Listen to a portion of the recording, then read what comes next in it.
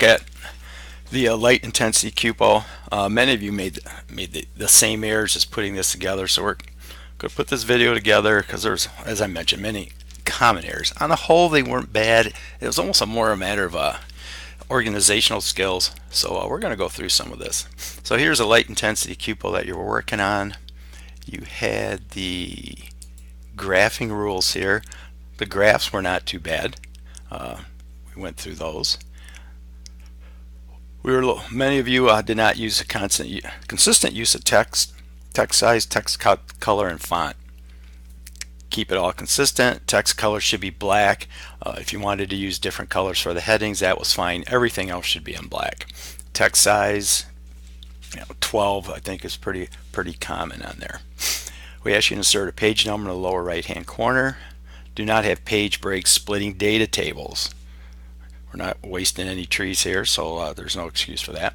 If you see something that's underlined in red, which many of you had things, use your spell check. It's nice. Your finished product should have a professional look. That means complete sentences for all your answers. The pronoun I is capitalized. Alright, so we had that. The other thing that you were given, you had all the data on a collated data table, so this was all given to you.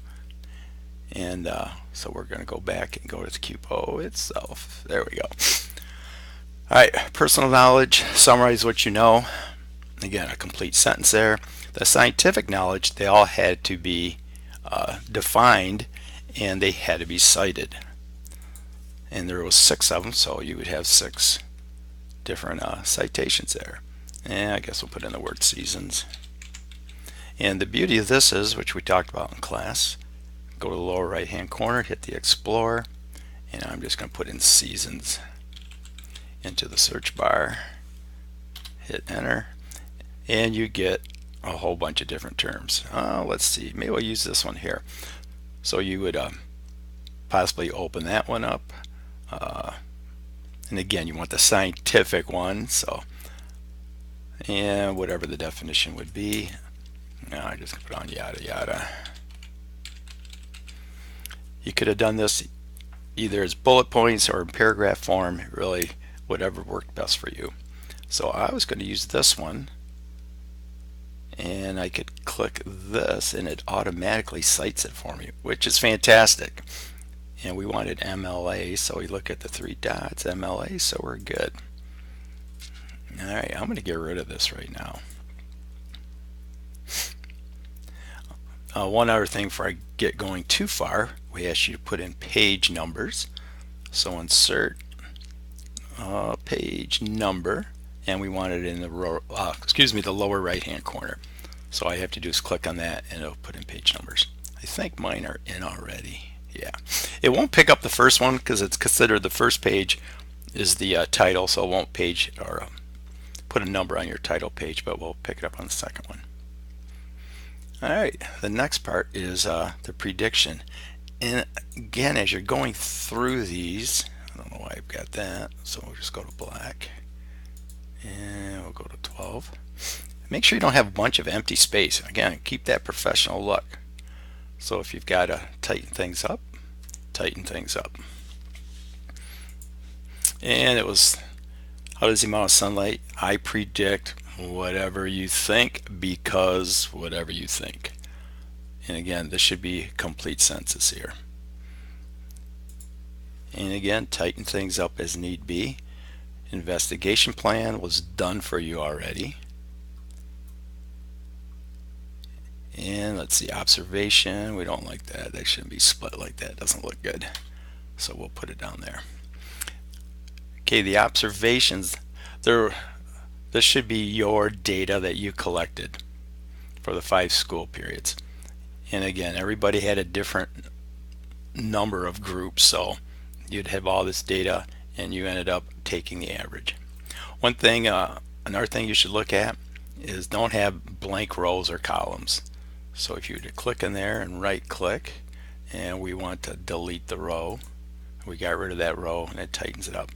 The other thing, make sure it looks good in the boxes. You can change the height and the width of the boxes at the top. You can change things if you wish. You can change right or left. So use those to make your boxes look good with the data on there. So averages, you took the average of all your data collection. The other data tables were all done for you. This was the collated light data. So if we look at this, we had cloud cover averages for all the different class periods. We had light intensity for all the different class periods. We had UVA ratings, or recordings I should say, from whatever class periods we got them from. And we had UVB, and then pyrometer, which we only had, I believe, 5th hour is the only one that did it. So again, this looks pretty good. I didn't split any data tables. And let's see, let's go down. So the next step was to do our graphical analysis. And I'm going to scroll back up. So for this, cloud cover averages and light intensity averages were to be done in a bar chart. And again, the bar charts were fairly easy to do. I think most people had those done pretty well. And if you missed anything, it was make sure you had a nice title in here. Y-axis was percent, and time was, or the bottom I should say, the x-axis was time. The other thing you were asked to do is to put in a summary for each data table. Also on the data tables, don't make them so small I can't read them. Some people are putting like 6 data tables in an area of that size. I cannot read that. Put one in, summary, another one in, summary. So we got cloud cover, the other one would be light intensity, which was fine. And the next two, so this would be the light intensity would be in here, which would go, well, right there. So you'd have another bar chart there. Then the other two are going to be, we were going to put in some smooth line graphs from the data you collected in the classroom. So we talked about in class, very simply, copy all this data and put it into a spreadsheet. And I'm going to get rid of, I'll just move this one up, get it out of the way. Alright, so I'm just going to paste the data in. Alrighty, so the only problem we really had with this, we want a smooth line graph, we got to have 2 columns, which is going to be easy enough to do. And we need a smooth line graph for lux, and we need it for percent. So we can go day 1, day 2, day 3, day 4, day 5. And I'm going to go ahead and just put in the lux numbers: 23, 45, 34, 34, 56. If you wanted to do cloud percentages first, that's fine. 45, 67. Remember, when you put you start typing your cells, you cannot put in words because it's not going to pick them up. 87, 47, and the last one, 87, 64, 87, 64. Alright, so that doesn't look too bad. Highlight it and go to chart, and we don't want a bar chart, we want a smooth line, which is right here. One nice thing, when I hover over these, they also tell you what they are. And actually that looks pretty good. That looks like a pretty good smooth line chart. So the only thing from there is to customize, and we want chart axis and title. And let's see, we want our chart title on this would be day lux by days I guess would work. So we have that in there, and then on the x-axis, really that's going to be time, which would be fine, and the y-axis is going to be Lux, and that's good. There's our chart right there. So we can click in it, go to the three little dots, go to copy chart, and we're going to put that one after the second pie chart. So again, you'll only go where your cursor's at, and let's go to paste, paste. Lux by days looks pretty good. Put your summary in, again, yada yada, whatever you want to put in. So that looked pretty good. And then you're going to have your second smooth line graph is going to be a percent.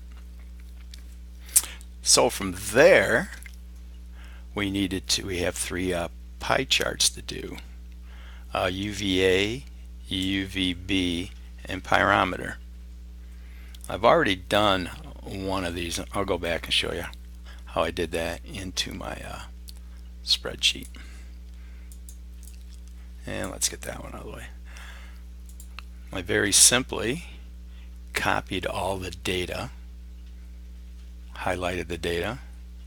Yeah, I guess I can do that. I could delete the chart here. Delete the chart. So I highlighted the data. And let's see, go to chart. I don't want that. I want 3D. And there's my chart already done for me. We need to fix the title.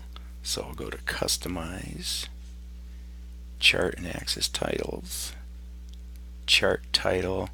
We want this. I believe it was UVA. So we can go UVA, which is fine. Now we always need units. And then for this one, I would just go to subtitle. And the units are up in the corner here.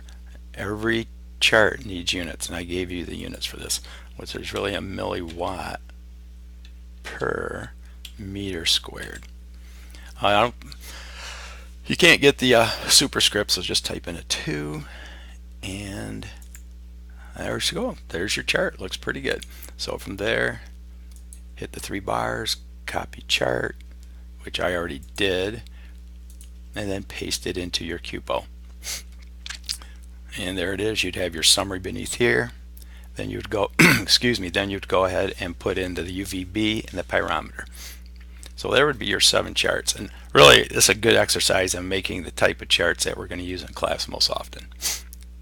Alright, the next part was patterns, and I want this all on the same page. It looks better. What would happen to light intensity as the day progresses? These need to be in complete sentences. One-word answers are not going to make it. So make sure those are in complete sentences. Explanation, again, in complete sentences.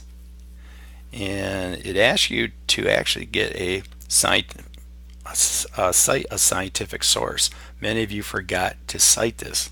And again, it's cited the same way as you did the material above. An explanation, these need to be in complete sentences. Single word answers or single number answers, it's not going to work. This is complete sentences. How many trials do you conduct? Our class conducted 5 trials over 5 consecutive days. There's your answer. And all these answers should not be bolded. They should just be normal text. So anyways, and then go through, proofread it, make sure it looks good, make sure you don't have any extraneous words laying around on this. Make it look good. Alrighty, I think that's about it. So I'll get this posted.